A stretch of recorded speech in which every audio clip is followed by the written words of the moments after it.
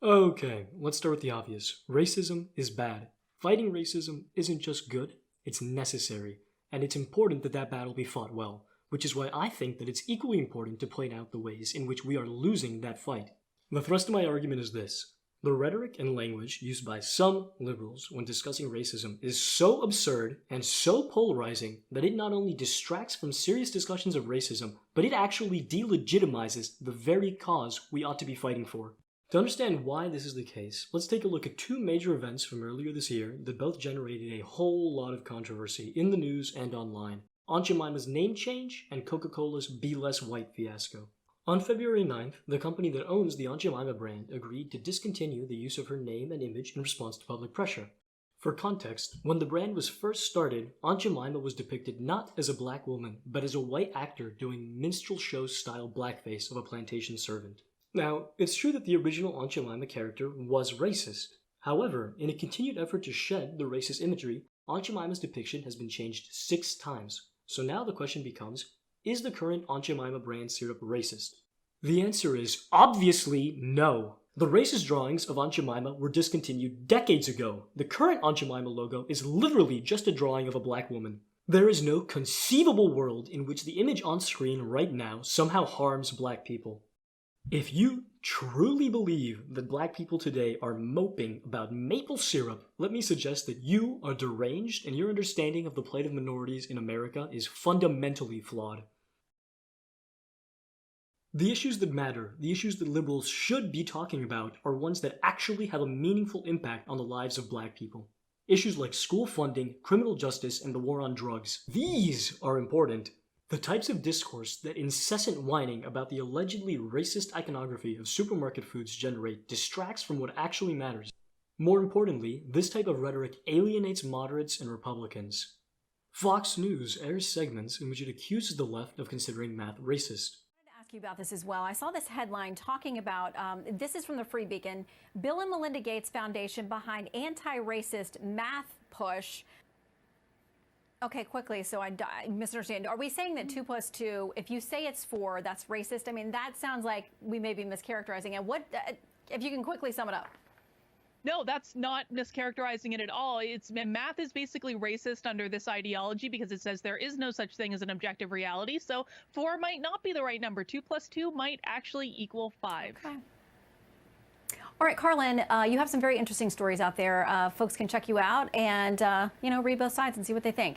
Carlin Borisenko, thank you. Ben Shapiro has an episode of his podcast titled, "To Democrats, Everything is Sexist and Racist." Though they're both technically wrong, they are right in a sense. Now, obviously, not all Democrats think everything is racist, but there are some out there who throw fits over anything that could remotely be considered insensitive. And unfortunately, those are the Democrats that make headlines. Left-wing organizations and media regularly fight against racist syrup, racist rights, racist birds, racist veganism, and racist mascots. So how can we be surprised when these are the issues that make headlines, and these are the issues that people end up polarizing around? The average Republican could probably be convinced that the criminal justice system privileges the wealthy, that as a result minorities get screwed, and that that's unfair. But the average Republican never gets to hear these arguments. The average Republican never has to hear those arguments. Conservative commentators never have to discuss these very real issues. Instead, conservative pundits get to spend their entire segments laughing, often rightly so, at the absurdity of the Democratic Party because the left provides them an unending supply of ridiculous Aunt Jemima-type stories and complaints. Water. Earth. Fire. Air. If liberals managed to get their rhetoric under control and stopped adding fuel to the "everything is racist" fire, then maybe conservative pundits would finally have to engage with serious questions about school funding, the carceral system, and the war on drugs. But that hasn't happened yet, and it's liberals like this woman who are to blame. This is Dr. Robin DiAngelo, a pioneer of whiteness studies, best-selling author, and the apparent creator of the Coca-Cola racial sensitivity training course that asked employees to, quote, "be less white." Instead of covering any real issues or giving any serious consideration to issues of racial inequality, Fox News gets to air clips of Dr. DiAngelo calling white people assholes on repeat. Has gotten richer and more famous. She's all over television saying the same thing. Your skin color determines whether or not you're a good person. I just want all the white people to just take that in. Revolutionary, that we would receive the feedback with grace, reflect, and seek to change our behavior. That's how difficult we are. Wow. That's how big a-holes we are. Yeah. To the 3 million live viewers of Tucker Carlson's show and the tens of millions of Americans whose primary news source is Fox, this is what the left looks like when it talks about race. And that's a damn shame.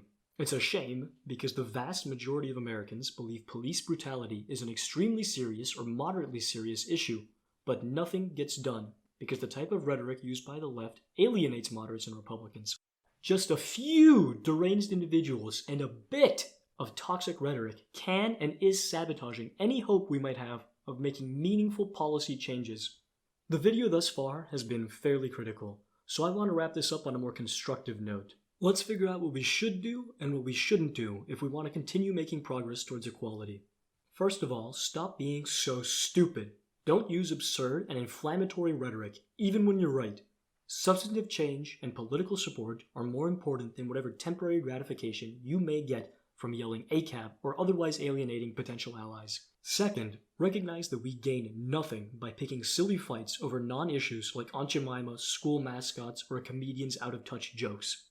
All these controversies do is polarize and alienate. The issues we should be talking about are uncontroversial and important. The war on drugs, school funding, cash bail, and systemic poverty are all issues that substantively harm minorities in America. They're also relatively easy to agree on regardless of party, and they have defined policy solutions that can be implemented at the state or federal level. These should be your bread and butter. If you're an alleged activist who spends more time talking about racist syrup, racist birds, or racist veganism than you do talking about these very real issues, then you are part of the problem. For the sake of the very people you are allegedly trying to help, please be more careful with your rhetoric, and please pick your battles more wisely. If you liked today's video, please do me a huge favor and leave a like, subscribe. It helps me reach a wider audience, and that's the goal, to try and reach as many people with these videos as possible.